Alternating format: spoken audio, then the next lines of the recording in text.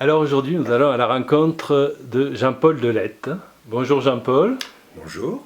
Alors tu nous accueilles dans ton atelier Milavoie.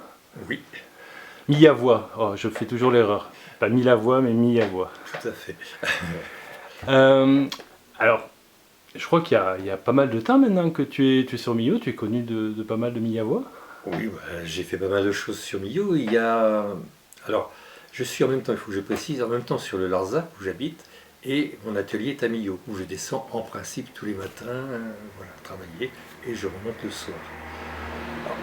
Alors, ça fait presque un demi-siècle que je suis arrivé dans cette région. En fait, le repère, c'est le début de la lutte contre l'extension du camp du Larzac. Mais je ne suis pas venu pour ça, mais ça s'est déclaré à ce moment-là. Comment tu pourrais définir ta profession? Alors, je vais employer un terme que je n'aime pas, mais qui est extrêmement pratique, c'est artiste plasticien. Ça ne veut strictement rien dire. Donc je travaille les arts plastiques. Mais moi j'ai une tendance à travailler avec la nature, avec les éléments de nature. Donc je fais ce qu'on appelle aussi du land art, c'est-à-dire c'est utiliser des matériaux naturels, en principe dans la nature, mais je peux aussi les ramener ici. La preuve, mon atelier est encombré de choses, de branchages, de pierres, de fleurs séchées, de tout ce qu'on veut. Voilà. Mais je fais aussi de la peinture, enfin du collage, et je travaille quelquefois. Alors j'ai fait toute une série, j'en suis à ma 300, je ne sais plus combien, des arches en pierre. Voilà, je monte des pierres les unes sur les autres sans autre chose que la pierre, et donc ça fait une arche, quelquefois entre 2 tonnes et 6, 10 tonnes, enfin ça dépend des fois, quoi. D'accord. Que je pose dans le paysage, dans des endroits plutôt jolis, quoi. On va faire un retour en arrière. Oui. Tu es sur cette bonne vieille planète, tu es arrivé dans quel endroit? Tu es né où? Alors, je suis né à Paris, ça c'est une chose. J'ai appris à marcher dans le parc des Buttes-Chaumont à Paris, pour ceux qui connaissent, mais je n'en ai aucun souvenir. Ensuite, mes parents, surtout mon père, avait la bougeotte. Donc on s'est retrouvé à vivre à Bordeaux, à Clermont-Ferrand, en Normandie. On a failli partir au Brésil, mais ça a foiré. Moi, pendant ce temps, j'étais en Algérie. Donc on est rentré, et puis voilà. Et puis j'ai continué à être élevé. J'étais déjà un grand enfant, j'avais une dizaine, une douzaine d'années. À côté de Clermont-Ferrand, dans un petit village, que là aussi on connaît, qui s'appelle Chanonnat, parce qu'à cette époque, il y avait le plus jeune député de France, dont le papa, qui habitait le château voisin, disait « Un jour, mon fils sera président de la République ». Et nous, on se marrait bien. Et puis il est devenu président de la République. Voilà. Sinon, après, et oui, j'ai pas fait beaucoup d'études. C'était l'époque où on passait un certificat d'études, etc. Après, je suis monté à Paris, comme on dit, et j'ai commencé d'ailleurs à aller au collège, enfin un collège particulier, pour rattraper effectivement le retard que j'avais, puisque je n'avais pas fait de sixième. Et puis mon père en a décidé autrement, et voilà, voilà. Et du coup, au bout d'un temps, je suis parti en claquant la porte de chez mes parents et je me suis mis à vivre dans le Paris de cette époque, qui était le Paris idéal, le Paris... On est en quelle année à peu près?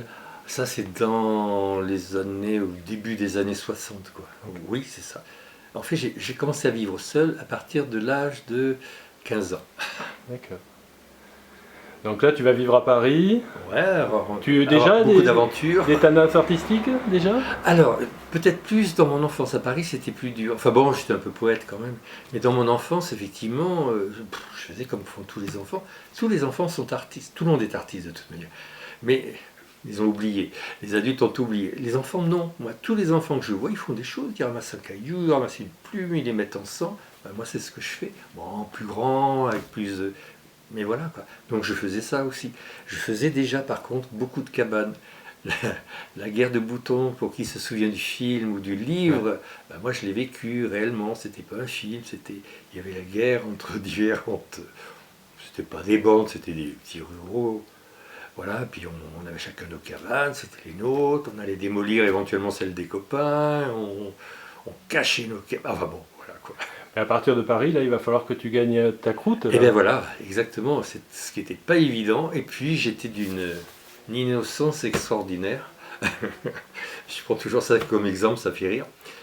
Les Halles existaient dans ce qu'on a connu, enfin les Halles de Zola encore, quoi.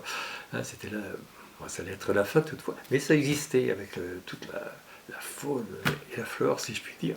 Et je me souviens être passé rue Montorgueil, c'est près des Halles, une petite rue étroite, très vivante à ce moment-là, et avoir été très surpris que 4 dames aient rendez-vous en même temps aux 4 coins de la rue.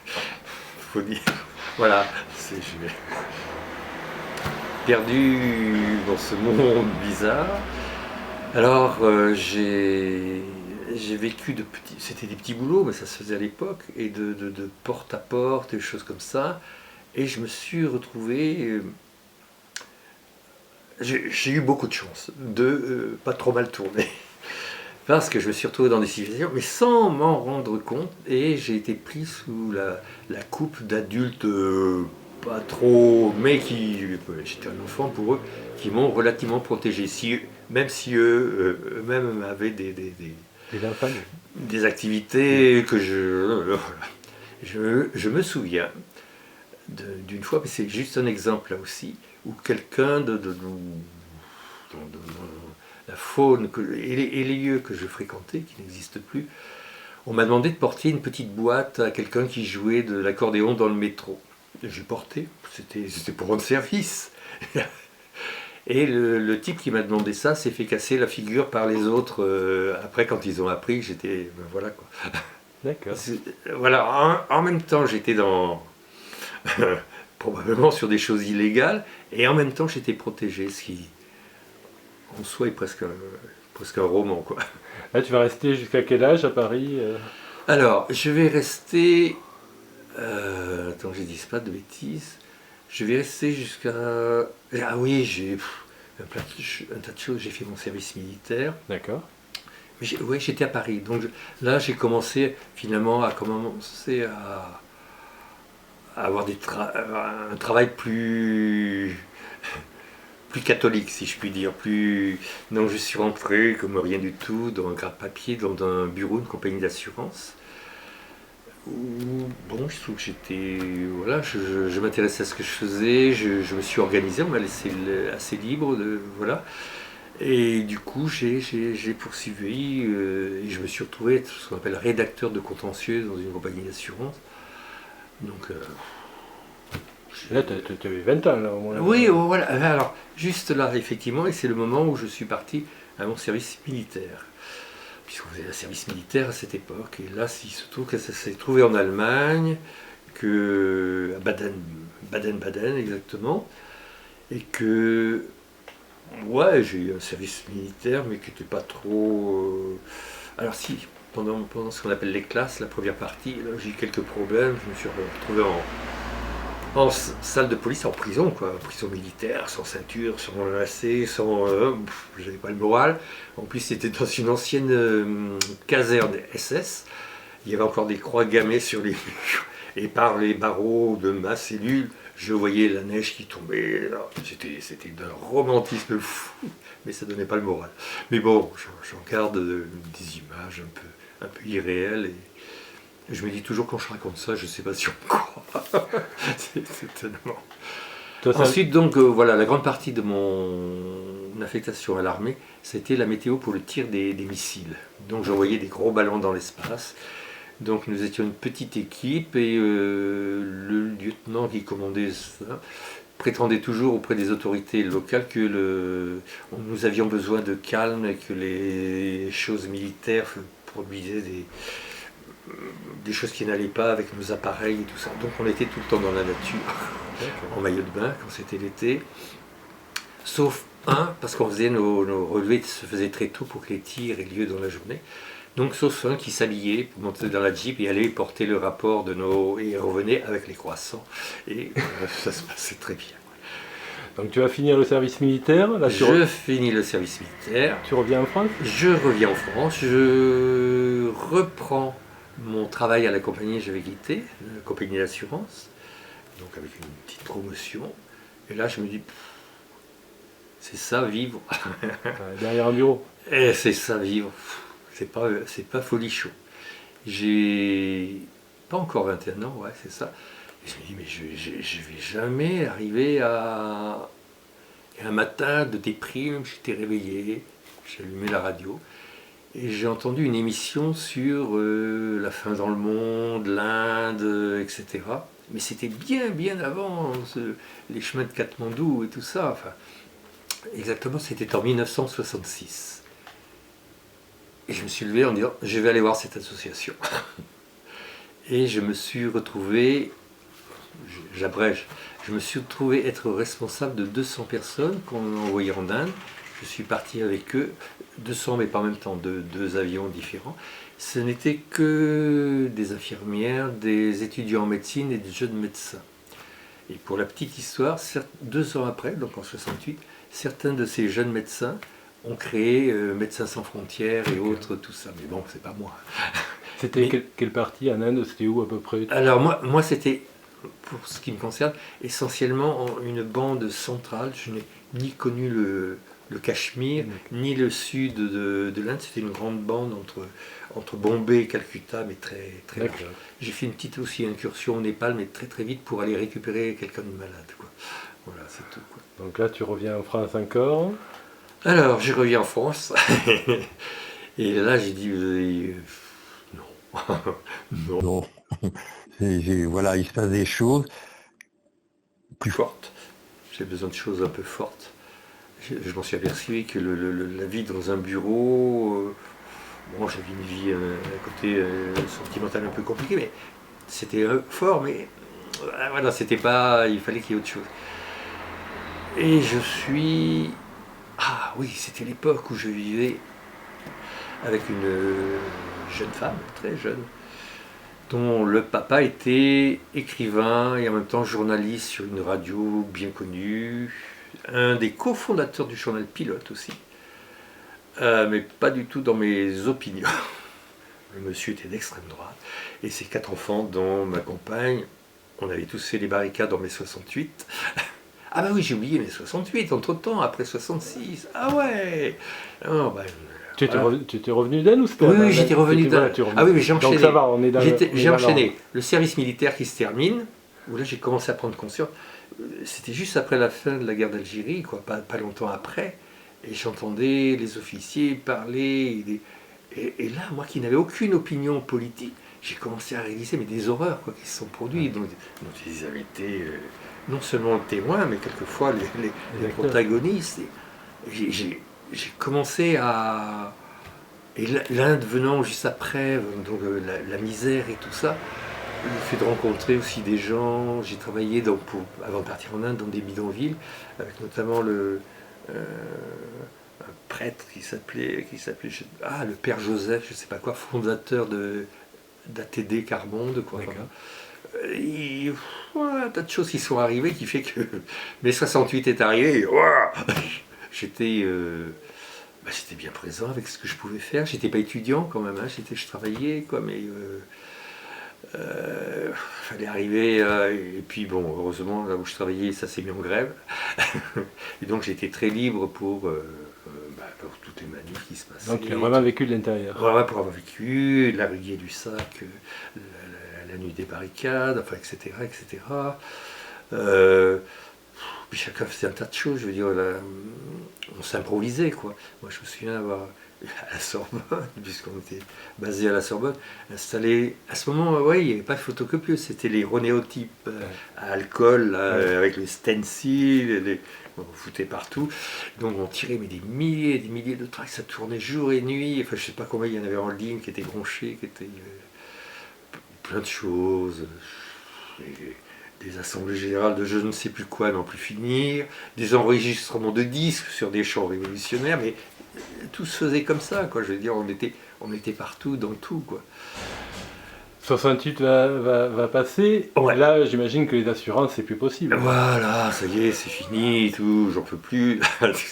Et je me prépare à partir au Japon pour une association. Sauf que ça a merdé totalement et que je ne suis jamais parti au Japon. Et je me suis retrouvé dans une maison de retraite, pas pour moi, mais pour disons, secrétaire homme à tout faire de la directrice de cette machin-là. Et bon, c'était épouvantable déjà à l'époque. Enfin, j'ai essayé de faire des choses, j'avais des connaissances, on n'appelait pas ça solidarité pour les personnes âgées. Bon, ça n'a pas marché non plus. Et qu'est-ce que j'ai fait?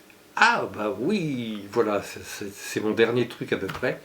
Je suis rentré dans une boîte comme gratte-papier, une boîte d'import-export de meubles à Rungis, la société gare routière de Rungis. Donc nous avions ce qu'on appelait une cellule, un très grand hangar, rempli de meubles. Et je suis devenu, à force, comme j'ai dit, je suis assez flemmard en fait. Donc comme je suis flemmard, j'ai du boulot, ben, je m'organise pour que ça me donne le moins de travail possible, mais pour que ça soit fait. Par contre, j'aime bien le travail bien fait. Donc je me suis organisé. Et ça a beaucoup plu au PDG de la boîte qui m'a illico balancé directeur. D'accord. Voilà. Et voilà, je me suis trouvé être directeur et donc le plus jeune dirigeant de l'industrie du bois en France. C'est que des trucs complètement... voilà. Et donc on faisait de l'import, surtout de l'import de meubles, essentiellement d'Italie, mais aussi de Chine, et aussi n'importe quoi. Je dis n'importe quoi parce que mon PDG, je précise, il était calabré. Le sens des affaires extrêmement développé, mais pas toujours très très clair. C'était une grande époque où il y avait notamment les grèves des chemins de fer italiens, où tout était bloqué en Italie. Et il arrivait à faire passer les wagons dans des endroits. Et c'était limite, et je me suis dit, mais un jour je vais avoir moi des ennuis, parce que c'est moi le directeur au fond. Et donc voilà, je suis au bout de... Donc à ce moment-là, il faut t'imaginer dans un bureau encore, Ouais. un costard-cravate. Oui, alors j'arrivais, parce qu'il était assez... j'arrivais, c'était une époque où j'étais... en plus l'Italie, donc j'allais quelquefois en Italie, Milan, tout ça, le prêt-à-porter, Milan et tout, j'étais un peu sapé. Voilà. Et mon PDG était un peu comme ça, d'ailleurs, maquillé. Les femmes, il était couvert de femmes, mais très maquillé, toujours bronzé, toujours des chemises, machin et tout. Alors du coup, je me suis mis aux chemises à fleurs et autres à cette époque. Et bon, un peu hors norme si on veut, mais bon, il fallait être crédible quand même pour nos clients et pour nos... On est au début des années 70 là. Oui, voilà, c'est ça, exactement ça, 70. Et puis j'ai... Non, sans doute qu'il y a... non, c'est pas encore ça. Je dis ça parce que... je vais raconter encore une anecdote. On signait des contrats très très importants. Donc je rappelle, c'était dans la région parisienne. Et pour signer mes contrats, quelquefois, j'allais à la Coupole, le café parisien bien connu, Montparnasse, où toutes les célébrités étaient passées. Et à la Coupole, c'était belle ambiance pour le client qui était là. Il y avait toujours, je me souviens, on était près de la table de Jean-Paul Sartre, que j'ai jamais vu, mais peu importe. Voilà, c'était l'esbrouf, c'était pour...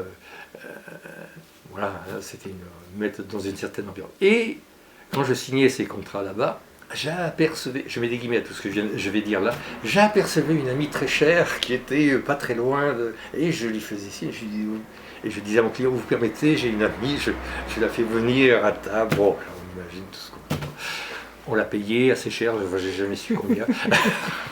Après le reste ne m'intéressait pas, le contrat a été signé, en général, et je l'ai laissé. Puis encore là, en me disant, bon, certes, c'est moins conventionnel que ce que je faisais avant, mais quand même, je ne peux pas, c'est complètement hypocrite, c'est pas ce que je veux vivre, je sais pas ce que je veux vivre, mais pas ça. Ouais. Et alors, je parlais tout à l'heure de la jeune femme avec qui je vivais, qui était donc la fille d'un écrivain, et il avait l'habitude, chaque année, bien qu'il soit breton, de partir dans les Cévennes pour une période d'écriture pour lui. Et en général, il gardait une semaine où il faisait venir ses 4 enfants, et les pièces rapportées, dirons-nous. Et c'était c'était super. Moi, j'aime beaucoup les Cévennes déjà. Et voilà, au bout de la semaine écoulée, Donc c'était repas, c'était engueulade parce que je l'ai répété, il était d'extrême droite, on était tous extrême gauche. Et semaine écoulée, donc chacun repartait ses occupations. Et l'un des frères de ma compagne me dit: Ah, mais tiens, nous on a loué une maison sur le causse du Sauveterre. Et s'adressant à moi: Tiens, Jean-Paul, toi qui aimes les vieilles pierres, la nature, tout ça, venez passer une semaine avec nous, ça serait sympa, quoi. Rien de particulier. On est parti là-bas et effectivement, c'était ma découverte des causses. Ma découverte en réel, parce que je pourrais revenir après. Ma découverte des causses, waouh, les grands espaces, tout ça. Et bon, il se trouve que moi, je me levais un petit peu tôt, donc je partais plus tôt que les autres, me balader. Et un jour, pas très loin, sur un petit sentier étroit, je rencontre un barbu, on se pousse pour s'est passé. Donc, on se salue bien sûr, on échange de mots. Voilà, moi je suis en vacances ici. Ah non, moi j'habite là, par contre, me dit-il. Et puis on a parlé de choses et d'autres, on a sympathisé. Donc on a décidé de se revoir. J'étais dans sa maison, qui était une maison sans eau, sans électricité. Il était marié, il y avait un petit garçon, un peu fragile, quoi. Et c'était le lieu. Ça s'appelait le Buffarel, là où le vent souffle, quoi. D'accord. Voilà. Il pleuvait aussi dans la maison.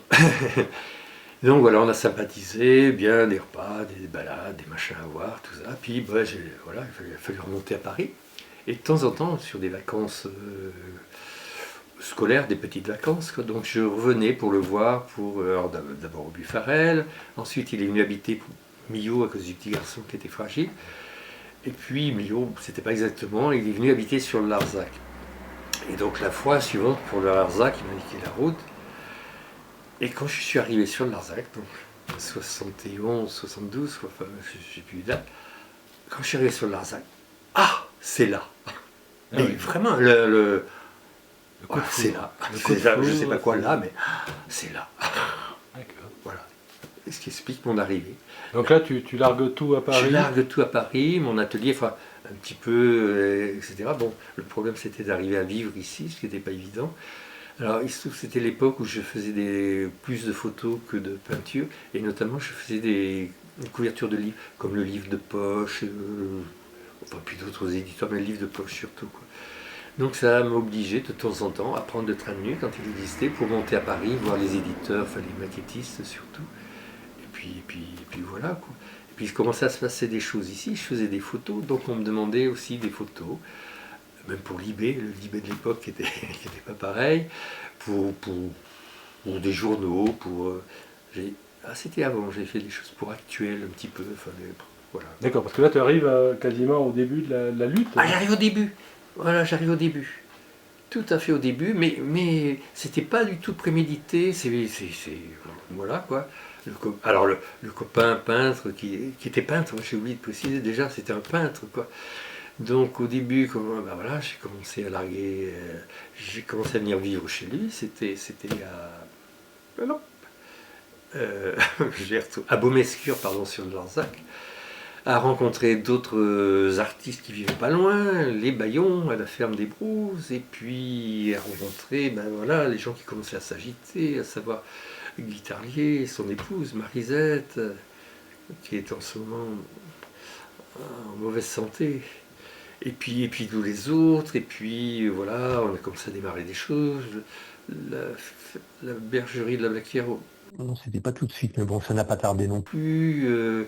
On a fait une montée en tracteur à Rodez, c'était la première. Et puis, enfin, bon, les choses s'enchaînaient absolument. Et il commençait à y avoir des rassemblements un petit peu artistiques avec du spectacle, disons. Il y a eu au Baume déjà, avec Moustaki, les enfants terribles, je ne sais plus qui y avait. Et le Grand Magique Circus qui était passé aussi, que j'avais. Ouais, après on a organisé quelque chose qui était, alors qui allait un petit peu durer, c'était sur la Blaquière justement pour la construction de la bergerie. Là j'ai fait venir quelqu'un que je connaissais un petit peu, qui était Graham Allwright. Normalement Mouloudji était prévu, mais il y a eu un truc qui s'est dédié au dernier moment. Et les gens ont eu peur ici parce que personne ne connaissait à cette époque Graham Allwright. Puis ça s'est bien passé, c'était un premier rassemblement, il devait y avoir 4-5 000 personnes, c'était pour faire un petit peu de sous pour nous mener nos actions, enfin voilà. D'accord. Voilà, je parle beaucoup là, de tout ça, mais j'en oublie, puis c'est dans le désordre, et puis bon, après il y a eu plein de manifs, je ne vais pas toutes les énumérer, tout le monde connaît les manifs du Larzac, alors c'est soit les grands rassemblements, mais quelquefois aussi des tout petits trucs dans nos coins, quand on bloquait les convois militaires. Alors je suis venu habiter près de à l'endroit où je suis, un petit peu aussi par hasard, parce qu'il fallait trouver la maison, après Beaumescure. Donc je suis venu habiter la cavalerie, qui était le lieu où on avait un centre d'accueil là, au carrefour, qui permettait d'alimenter, de freiner les gens, de les informer. L'endroit où j'étais servi également d'entrepôt pour les quantités de brochures, de tracts. On imprimait aussi les t-shirts, on imprimait, enfin bon, un tas de choses. Puis après, bon, l'endroit a été repris, donc j'ai trouvé une maison qui se trouve être celle Omar, actuellement, petit hameau perdu, là où nous sommes 22 habitants, dont 10 enfants. Je précise parce qu'on va parler d'enfants tout à l'heure, je crois. Et puis voilà, quoi, c'était... Alors, comment on pourrait résumer toutes ces années qui vont passer là? Comment tu vas venir à ton travail d'artiste? Alors, ouais, j'ai commencé, en fait, bon, hein, je rappelle, je faisais déjà des photos quand même Ouais, qui ouais. étaient pas simplement des photos, c'était quelquefois des montages, des photos travaillées, et qui servaient, bon voilà, fallait vivre, donc je les vendais comme ça, quoi. Donc pour couverture j'ai fait quelques pochettes de disques aussi, des posters, enfin des boîtes de posters, des choses comme ça, quoi. Et je faisais des petits travaux aussi qui n'étaient pas très intéressants, mais je travaillais pour une boîte qui faisait des reproductions de toiles de maître. Et on retravaillait c'était imprimé, collé, on retravaillait le relief par contre dessus. Et c'était déjà au pinceau, mais avec des produits transparents. C'était simplement pour ressouligner, enfin, etc., quoi. Donc c'était déjà du pinceau, c'était déjà retravaillé, mais bon, c'était pas très créatif, quoi, à vrai dire. Mais ça permettait de vivoter, quoi, hein, d'avoir un petit revenu, certes irrégulier, mais voilà, voilà. Et puis je suis venu travailler, je sais pas, en fait j'ai toujours fait un petit peu, quoi, mais Ouais. pas... Et puis à une époque, mais ça c'est, je dirais c'est pas si vieux que ça, en fait ça fait, ouais, 15-20 ans où vraiment là je me suis mis on m'a demandé d'intervenir dans les écoles par exemple. Donc ce qui fait que, bon, au début c'était, et je vais résumer là encore, l'an dernier, pas cette année puisque ça a été bousculé avec les histoires de confinement, etc. Mais l'an dernier je suis intervenu par exemple sur 28 classes sur tout le nord du département, et en moyenne depuis quelques années je travaille avec 600 à 800 enfants par an, ce qui est beaucoup. Ouais. Mais ce qui est beaucoup, et en même temps, quand même, avec les heures qu'on me donne, j'arrivais à créer une relation personnelle avec chacun des enfants. Même si j'avais par exemple une classe entière sur une journée et demie, je préfère ça, c'était intense, intense, mais il se passait des choses et quelquefois des miracles assez fabuleux. Des enfants qui étaient rejetés d'une part par les autres enfants, mais mis aussi à l'écart par des enseignants parce que ce gamin, on peut rien en faire, on peut à peine l'asseoir, il jette les cahiers en l'air, et c'est des gamins qui ont fait des choses mais fabuleuses, fabuleuses. Et ça, ça fait partie des petites satisfactions, c'est de dire leur regard et des autres enfants, vu que ces enfants-là travaillent dans un autre domaine qui n'est pas celui de scolaire, mais ils travaillaient, ils faisaient des choses fabuleuses, et que les enseignants aussi réalisent que voilà, il y avait une autre forme je ne vais pas dire d'intelligence, mais voilà, autre chose. Et je pense qu'il y a des endroits où le regard de l'enseignant sur ces enfants-là a changé. Et c'est bien. Alors, je travaille aussi en milieu du handicap mental, y compris en psychiatrie, en milieu fermé quelquefois. Je travaille aussi avec des personnes âgées. Là, dernièrement, c'est pas terminé, j'ai un travail dans un EHPAD où j'ai une classe de maternelle. Bon, bah là, évidemment, c'est les vacances, ça s'est interrompu, puis le Covid nous a interrompu, mais j'avais en même temps les personnes âgées et cette classe de maternelle, et on travaille ensemble sur un même projet, quoi, voilà. Ça, j'aime bien. J'aime bien avoir des publics un peu mélangés, un peu différents. J'aime bien, par exemple, aussi les classes uniques, parce que les classes uniques, il y a les enfants depuis la maternelle jusqu'au CM2, quoi. Et il y a un autre état d'esprit, il y a de l'entraide entre ces enfants, moi j'aime bien. J'aimerais avoir ton regard là, maintenant que tu as une sorte de Bon, perspective sur Millau. Alors, Ouais. comme c'est Millau TV, donc je vais parler Ouais. un peu de la grande ville, parce que ça Ouais. devait être pour toi un peu la grande ville en fait. Quand tu venais à Millau, c'était. Non, c'est pas la grande ville dans la mesure où j'ai vécu à Paris. Oui, J'ai oui, d'accord, vécu bien dans sûr. d'autres grandes villes aussi. Oui, Non, oui, non, non, non, non, non. justement, et ça demeure encore une ville à taille humaine. Bon, peut-être aussi parce que j'ai des activités publiques, j'interviens sur beaucoup de choses. Beaucoup de gens me connaissent, je connais beaucoup de gens, même si l'âge venant, j'ai quelquefois du mal à mettre des noms sur.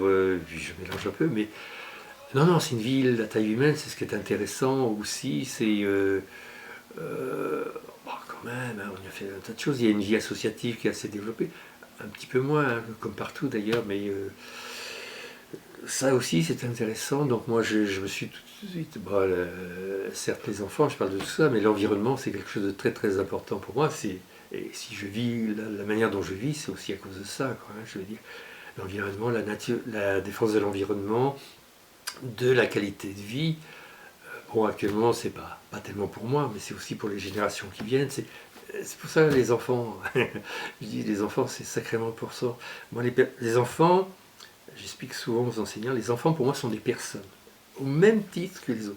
Sauf qu'il faut les accompagner, ils manquent d'expérience de la vie, mais ce sont des personnes qu'il faut respecter, qu'il faut entendre. Quitte à leur dire, à ramener des choses, mais il faut les entendre aussi. Et c'est pas inintéressant. Ils ont beaucoup d'idées, ils ont beaucoup de. Alors, ce monde, je regarde l'environnement, moi, c'est. Bah, non, peut-être pas longtemps, c'est un monde que je vais leur laisser. J'ai voulu changer le monde, certainement à une époque, les 68, etc. Après, on revient, on est plus modeste. Je voudrais déjà changer un peu l'état d'esprit, quand je peux, et surtout semer chez les enfants, semer. C'est pas moi qui récolterai, je sème, il y a des petites graines, je fais pas de prosélytisme non plus, mais tous les enfants sont sensibles à la nature, au monde animal, à la pollution, oui, la qualité de vie, la qualité de nourriture. Voilà, ça commence quand je vois les McDo. Je précise que j'étais aussi l'un des inculpés condamnés du McDo. Hein. Et peut-être du prochain Burger King qui est en train de se pointer. Mais bon, les enfants aussi, enfin, bon, conscience de choses. Et quelquefois, c'est eux qui amènent leurs parents sur des. Ça, j'aime beaucoup. Et c'est bien. Et c'est bien. Donc on l'a bien compris, tu as été un homme de lutte tout le temps. Quand elles se sont trouvées, hein. Enfin, je veux dire, bon, j'ai peut-être été en chercher quelques-unes, mais je ne peux pas toutes les faire non plus. Hein, je veux dire. Là, j'aimerais qu'on fasse une parenthèse parce que Dis-moi. il y a un rendez-vous là, on est en train de filmer, on est mardi soir, à la fin de la semaine, dimanche, le 30 août, Oui. c'est ça? 30 août, et même on peut parler déjà du 13 septembre aussi. Voilà, j'aimerais que tu nous en parles. Alors, c'est à lui. dans le petit hameau où je vis, on s'est aperçu le lendemain ou le surlendemain du confinement qu'il y avait des camions toupies qui passaient près de chez nous. Et nous, on est vraiment au bout du monde. Mais qu'est-ce que c'est? Et donc on s'est aperçu qu'une dalle de 50 mètres carrés avait été couverte sur enfin un puèche, une colline si on veut, qui domine notre village à quelques centaines de mètres. Et on s'est aperçu que c'est 50 mètres carrés de béton avec des câbles qui arrivaient, tout ça. Et on a compris que c'était une antenne qui allait être installée, une antenne relais, quoi. Alors, on a commencé à se demander qu'est-ce que c'était, on s'est renseigné, on a fait. Donc, on a pris tout ça en cours, on a commencé à protester. En disant, mais on n'est pas au courant, personne n'était au courant dans le coin, personne ne savait. Donc on a bougé tous les services, y compris les ministères à Paris, également les directions décentralisées dans le coin, le préfet, la préfète plutôt, le sous-préfet, enfin bon, la région et tout le bazar. Et finalement, donc on a été convoqué, pour l'instant il y a eu 3 réunions à la sous-préfecture avec toutes les directions de je ne sais plus quoi, avec beaucoup de gens, la mairie ancienne et la mairie nouvelle, parce que ça s'est trouvé à cheval, et ça a été fait, c'est n'importe quoi, tout est fait dans l'illégalité, et en même temps, certains services, pas tous, certains services poussent pour que ça ait lieu plus vite. Et nous on veut pas. D'abord on veut pas. On a ça devant chez nous, on est venu vivre, tous ces gens qui vivent là avec moi. On n'est pas une communauté, hein, on est tous venus s'installer les uns après les autres, sans se connaître au départ, quoi.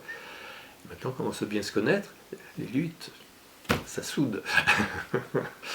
Et voilà, donc on s'est opposé, et on continue à s'opposer. On a dit qu'on s'opposerait, et donc voilà, le 30 par exemple, on va commencer.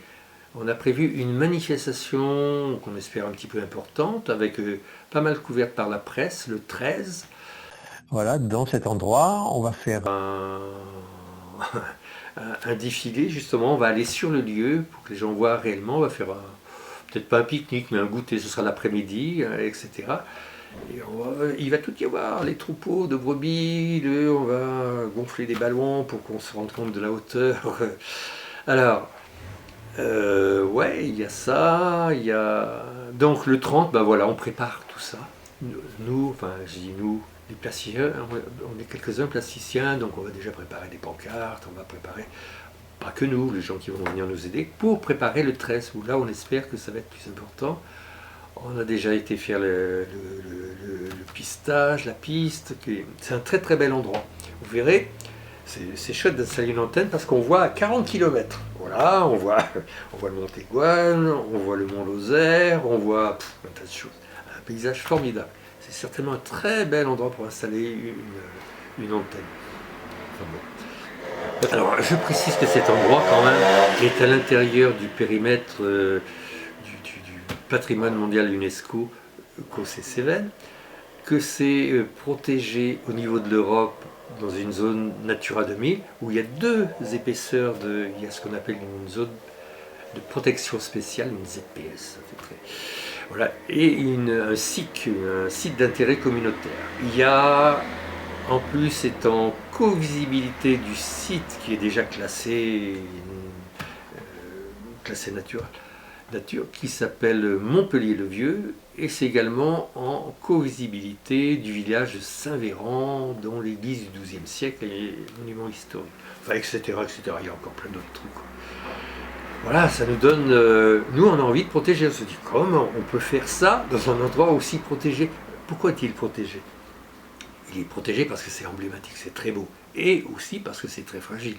Donc, on a le devoir, nous qui vivons là, de protéger, de léguer à ses enfants, à ceux qui vont nous suivre, de léguer un minimum de choses.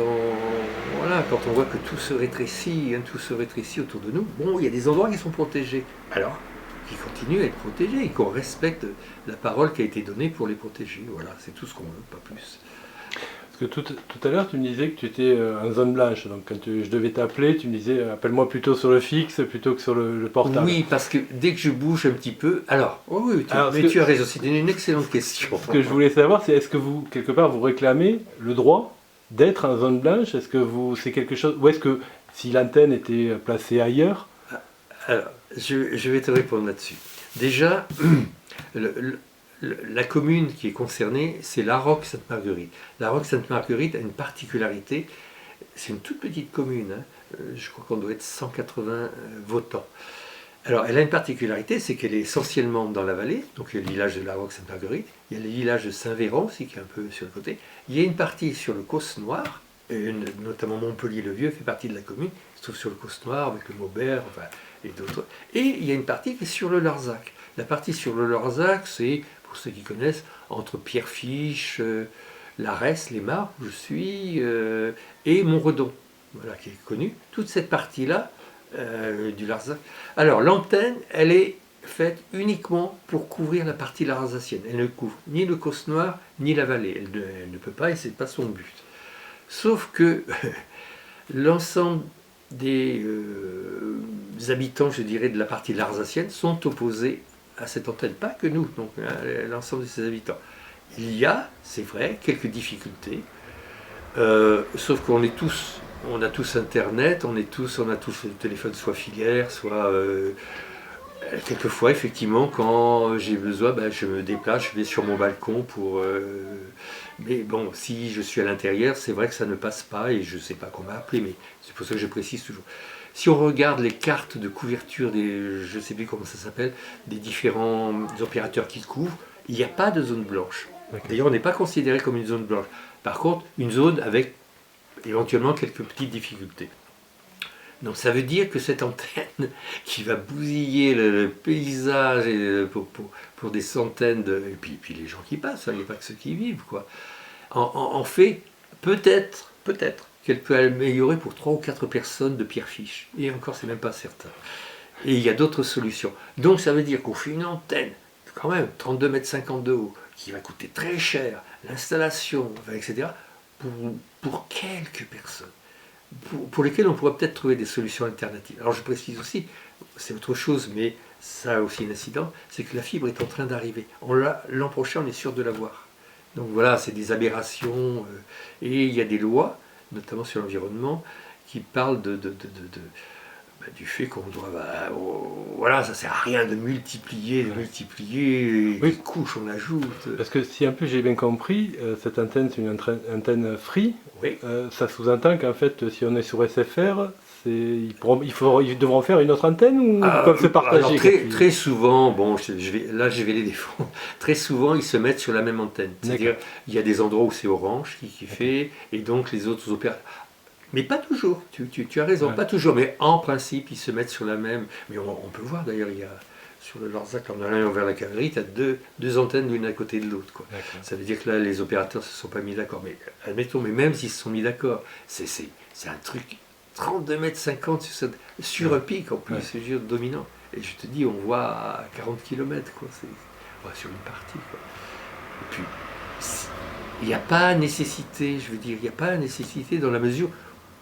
Moi, mais je ne suis pas le seul. On travaille avec informatique chez nous. Je veux dire, on a besoin. Et moi, je préférais qu'Orange il renforce ses lignes parce qu'on a souvent des coupures et que qu'on puisse travailler convenablement, quoi. Tous on travaille. En fait, dans un moment, on est plusieurs artistes. J'ai dit circassien, il y a cinéaste, enfin bon. Et on a besoin de communiquer sur l'extérieur. Moi, je communique beaucoup avec les écoles, par exemple, avec d'autres services, quand je fais mes expos, quand je prospecte des fois pour des expos aussi, parce que j'ai envie d'exposer à tel endroit, parce que ça me plaît bien. Enfin, il faut des contacts, quoi. Je veux dire, Internet est très important. Et nous, on n'est pas de bandeurs. On dit, bon, on se débrouille, c'est tout, ça va, quoi. Et d'autres gens, pareil, quoi. En fait, on nous impose quelque chose pour un besoin qu'on n'a pas. Mais c'est ce qui est fait souvent, hein. C'est un besoin qu'on n'a pas. Alors pourquoi le mettre si on ne l'a pas? Pourquoi refaire des pistes pour aller installer, couler du béton, des engins, des machins? C'est dépenser à fric fou. Je veux dire, c'est là aussi une gabegie d'argent, quoi, qui n'est pas... Alors, juste on va finir sur... Mais peut-être que ça sera coupé au montage, tu sais, on va voir, on parle. J'aimerais qu'on parle du Burger King. Ah ouais, j'ai pas grand chose à dire, parce que je suis pas organisateur. Alors justement, ça m'intéresse que tu sois pas organisateur, parce que quel regard tu portes sur on va dire la stratégie? Parce qu'en fait, quand on regarde sur Internet, les commentaires, on voit vraiment qu'il y a une sorte de confrontation qui se crée. Or, par principe, tu es pédagogue dans ta démarche, tu dois te douter qu'il y a quelque chose qui ne fonctionne pas. Oui, bien sûr. Quel est ton regard là-dessus? Alors, oui, c'est étonnant. Il y a quelques instants, je parlais du fait que les enfants étaient sensibles à l'environnement. Quelquefois, ils convertissent un petit peu leurs parents. Ils sont sensibles aussi aux belles choses, à la nature, aux animaux, etc. Et de plus en plus, à la qualité de la nourriture. Moi, c'est une chose qui m'apparaît. Je pense qu'il y a beaucoup de choses qui sont faites à l'école, notamment les semaines du goût, aussi des choses comme ça qui existent. Et ceci dit, les enfants adorent ce qui est McDo, Burger King. Et c'est là un petit peu, je pense que c'est aussi à nous adultes de faire valoir. Bon, moi, des enfants que je connais bien dans ma amour, il n'y en a aucun apparemment qui semble être fan de McDo parce qu'on leur a fait, leurs parents sont un peu militants, sont un peu sensibles, et en fait c'est sacrément un problème d'éducation. Alors il y a l'éducation familiale et puis il y a l'éducation aussi, ce qui peut se passer à l'école. Moi par exemple sur Mio, moi j'attache une grande importance à ce qui est fait avec le restaurant, la cuisine centrale, qui fait des efforts justement sur le goût, sur les quantités, aussi plutôt reprendre que d'avoir une grosse portion puis de jeter, parce que pour moi c'est très important, quoi. Et alors si on revient à Burger King, bon, alors je rappelle que j'ai été impliqué dans l'histoire du McDo puisque j'étais un des culpés. Bon, le McDo, c'est vrai que c'était un contexte particulier puisque les États-Unis imposaient une taxe au Roquefort, enfin, etc. Mais moi, il n'y avait pas que le Roquefort, bien sûr, mes voisins sont agriculteurs, donc c'était de la solidarité avec eux, mais il y a aussi la qualité de la nourriture, parce que pour moi, c'est de la daube. Regardons la proportion de gens en surpoids aux États-Unis, où c'est très répandu, et nous, c'est en train de gagner. Alors, pourquoi surpoids? Parce que c'est pas de la qualité, quoi. Je veux dire, les gens bouffent, ils mangent pas, ils bouffent, quoi. On les remplit, quoi. Et c'est terrible. Ça participe, mais de manière pour moi très, très importante, à tout ce qui est environnement. D'où vient la nourriture, enfin, etc. Alors je dis tout de suite, je ne suis pas végane. Je mange peu de viande, mais je ne suis pas végane. Mais quand même, quand on regarde les choses, l'élevage industriel, c'est de l'eau, c'est un impact sur la nature, très très important. Les graisses qui sont utilisées, bon, on sait tous, hein, enfin, etc., etc. Là, c'est pas aller dans la bonne direction. Alors, on me rétorquera que ça crée des emplois. Combien d'emplois ça va créer? Et par rapport aux dégâts que ça va impliquer. Combien d'emplois? Ces emplois, en plus, ils vont être pris sur une autre forme de restauration. Je ne dis pas qu'il y a des choses forcément, que tous les restaurants de Millau sont des restaurants extraordinaires, mais c'est de l'emploi quand même local sur de la chose plus traditionnelle. De toute manière, on a déjà un McDo, on a déjà un Buffalo Grill, on a déjà... ça va, on est une petite ville, 20 000 habitants, quoi. Faut pas... Qu'est-ce que ça va donner? Ça va donner encore des constructions supplémentaires, on va abîmer de la terre, on va abîmer de la nature, on va couper forcément des arbres, Est-ce qu'on a vraiment besoin? Alors, en fait, je pense là, on est arrivé à un point où dire, est-ce qu'on en a besoin? De tout ce qu'on fait, en a-t-on besoin, réellement besoin? Est-ce que le nouveau smartphone, est-ce qu'on en a besoin? Est-ce que ça suffit pas ce qu'on a? Est-ce que... Je ne regrette pas les temps anciens, hein. Faut pas dire que c'était mieux avant. Mais là, on nous crée des besoins. Et constamment, on marche. On dit, ah ouais, tiens, je voudrais... Ah. Et on abandonne pour aller plus, etc. C'est terrible. En contradiction complète avec, on va dire, les choix qui devraient être impératifs du moment, de l'écologie. Il me semble, je veux dire, je répète, en fait, la question à se poser, mais surtout hein, dans ce qu'on vit, c'est sûr que là, il y a un coup d'arrêt qui a été fait. Si on continue comme on est, tout le monde le sait, à peu près, ça ne va pas durer longtemps. Qu'est-ce qu'on va laisser à ceux qui nous suivent, quoi? Qu'est-ce qu'il va laisser? Est-ce qu'on a besoin de ce Burger King par rapport à Millau? Millau qui est, je répète, une ville de 20 000 habitants, avec déjà un Buffalo Grill, un machin, ça. Qu'est-ce que ça va amener? En plus, c'est quand même une entrée de Millau importante, qui est une entrée importante hein, de Millau, des principales entrées. Et de l'autre côté, déjà, est-ce que c'est l'image, cette bouffe industrielle, est-ce que c'est l'image qu'on veut donner de Millau? Moi, je pense qu'il y a autre chose à Millau. Il y a de la qualité de vie, il y a des belles choses. C'est beau, Millau, il y a plein de trucs hein, à découvrir. Même moi, je découvre. Hein, quelquefois, il faut pousser une porte. Là, il y a une cour avec des choses superbes. voilà, je parle de Millau, mais c'est aussi la nature, tout ce qui est derrière. Ça veut dire de l'élevage de manière industrielle, puisque c'est des viandes industrielles, la plupart du temps. Les graisses qui sont de l'huile de palme, ça veut dire déforesté, ça veut dire donc plus gorille, enfin, plus aussi au niveau de l'atmosphère. Enfin, tout se tient, je veux dire. Il faut réfléchir à ce qu'on fait, à ce qu'on veut. Est-ce que ça nous est... Il ne s'agit pas de revenir à la bougie non plus, hein, c'est pas ça, mais est-ce que les nouvelles choses qu'on nous propose, est-ce qu'on en a vraiment besoin? Ou avec ce qu'on a déjà, en l'améliorant même, hein, je veux dire, on n'a peut-être pas besoin de se déplacer autant en avion non plus. Bon, ceci, je ne suis pas contre l'avion, hein, ça m'est arrivé, mais tout le temps, pour le moindre truc, il y a d'autres choses, on peut utiliser le train, qui est moins... Au niveau d'énergie, enfin, etc., il y a des lignes qui ont été abandonnées.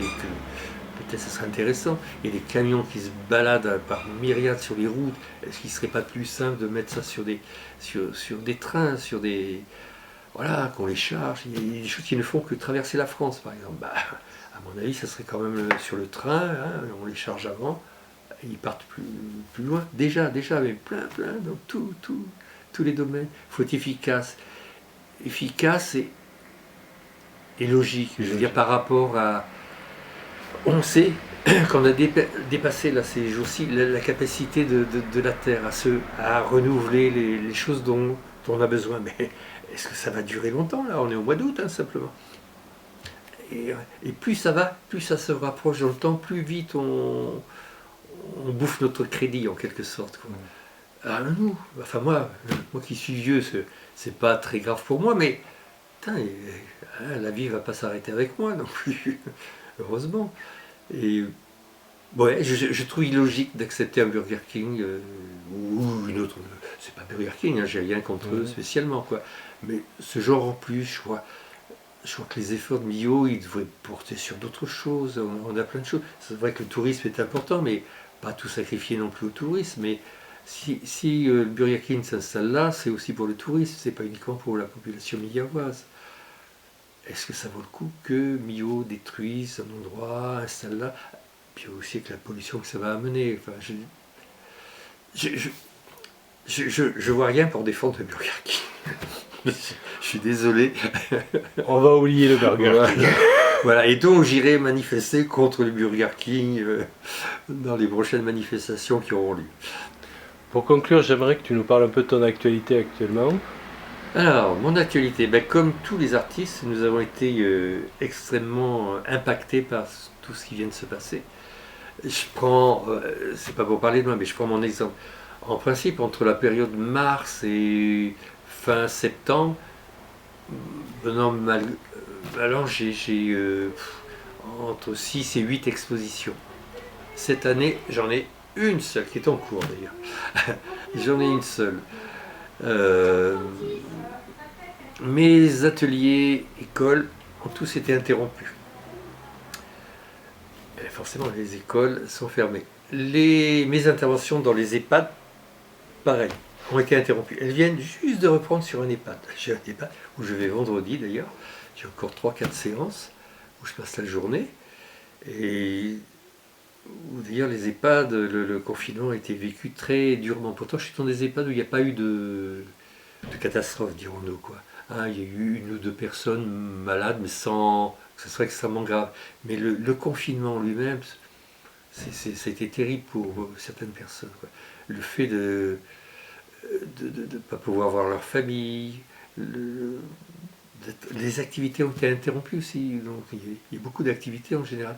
Là, je prends l'exemple de cette classe de maternelle que j'amenais, c'était aussi de la joie de vivre, il y a une exposition d'ailleurs qui se prépare là-dessus. Je travaille avec un photographe qui a fait des photos, je ne me suis pas occupé de lui, mais il y a des complicités entre ces personnes âgées et les enfants, et des rigolades et des trucs, et c'est touchant. Et là on comprend qu'ils ont été en souffrance, quoi. Donc je reprends tout doucement. Je ne sais pas si les écoles, ça va reprendre pour ces activités, parce qu'il y aura toujours des mesures, quoi. Par contre, alors, du coup, le confinement, comme beaucoup, hein, j'étais sur les réseaux sociaux. Il se trouve que j'ai une page qui est pas mal suivie, je sais pas, Oui, je précise, c'est Facebook. Le reste, je ne sais pas trop comment on fait. Facebook, je suis un peu vieux, excusez-moi. Mais bon, disons qu'en gros, je dois avoir 4000 personnes qui suivent ce que je fais. Et pendant ce confinement dans le village, j'ai fait des photos de confinement et notamment d'un petit garçon, 4 ans, qui vient d'avoir 4 ans, très particulier. Il est mignon, c'est un angelot, vraiment un angelot. Et particulier parce qu'il est assez sauvage. Il ne parle qu'à ses parents et à ses frères et sœurs. Il ne parle à personne d'autre. Alors il se trouve que pendant le confinement, j'avais déménagé une partie de mon atelier pour travailler là-bas chez moi. Et une fois, j'ai travaillé dehors. Et ce petit garçon à qui j'ai toujours dit bonjour, qui ne m'a jamais répondu, à part un demi-sourire à chaque fois, en me disant, bon, on verra après, mais pour l'instant. Et le jour où je travaillais dehors, après une de mes petites cabanes, tout ça, il s'est arrêté, c'est au pied de mon escalier, et il est resté là, alors qu'habituellement il passait assez vite. Et il est resté là. Alors tout en continuant à travailler, je lui ai proposé de venir voir de près. Et à ma grande surprise, il est monté mon escalier, il a regardé, et il s'est mis à me parler. Alors qu'il n'avait jamais parlé à d'autres personnes, à tel point que il allait, avant le confinement, il allait à l'école maternelle, que la maîtresse avait demandé aux parents, mais pourquoi il ne parle jamais, cet enfant? Et ce petit garçon s'est mis à me parler avec un langage et un vocabulaire que beaucoup d'adultes n'ont pas, d'une richesse fabuleuse. Il s'est mis à me parler de tout, de rien, de choses, il s'est intéressé à tout. Alors je l'ai baptisé le petit apprenti, et de temps en temps, irrégulièrement, je mettais une photo de lui. Bon, on ne le reconnaissait pas parce que bon, c'est un enfant, j'avais même pas demandé l'autorisation aux parents, donc il était ou 3 quarts ou derrière, et sur une activité. Alors la première des photos, c'est pour ça que je l'ai appelé le petit apprenti, j'ai voulu repeindre ma porte. Et il m'a dit, moi aussi je veux travailler avec toi, je veux faire la peinture. Donc tous les deux, nous avons repeint la porte. J'ai fait une photo. Et après, des boutures de géranium. J'avais des boutures de géranium. Et c'est là, on était en bas dans ma cour, qui était grande, qui avait une nature, quoi. On était sous des érables qui étaient en fleurs. Il y avait beaucoup d'abeilles. Et là, je me rappelle, 4 ans. Il m'a dit, donc les abeilles étaient derrière et nous on travaillait devant. Attendez, je me dis, mais bien sûr. Il m'a dit, mais tu ne trouves pas que le vrombissement de ces abeilles nous empêche de nous concentrer? Elle ferait mieux d'aller butiner ailleurs. 4 ans, je suis resté comme ça, mais c'est un exemple de ce qu'il est capable. Sinon, à part ça, c'est un gamin comme les autres, il fait des bêtises, qui m'a entraîné à faire des bêtises, je le reconnais, et voilà. Et du coup, à force de mettre, alors c'est des aventures, on a trouvé un vieux canot pneumatique, et l'endroit où je vis s'appelle les mares. Et il y a effectivement une mare, qui en général est à sec l'été, et là il y avait encore de l'eau. On a mis le canot, il a embarqué, alors j'ai oublié de dire, il a 2 petites copines dans le hameau au début, et puis les relations se sont faites. Pareil, du même âge, c'est formidable. C'est le gang des 4 ans, ils sont 3. Et il les a embarqués dans son canot avec lui. Alors il y avait une maman qui n'était pas trop sûre quand même, qui a embarqué aussi. Et donc, alors j'ai fait une photo de ça, l'embarquement. J'ai baptisé le truc une première traversée sans escale de la mare, sans escale et sans ravitaillement. Et bon, enfin, ça plaisait aux gens, quoi qu'il y ait. Et un jour, j'ai reçu un coup de fil, quelqu'un que je connais un petit peu, une petite maison d'édition qui s'appelle les Éditions du Larzac, et qui m'ont dit, mais dis donc, ça te dirait pas qu'on fasse un petit livre là-dessus? J'étais très étonné. Et puis le petit livre est né. Et voilà, ça s'appelle La Relève. Alors c'est le petit garçon, je ne sais pas si on va voir, là, voilà, le petit livre est là. Alors c'est un petit livre très particulier, il est petit, hein, il a la taille d'un CD.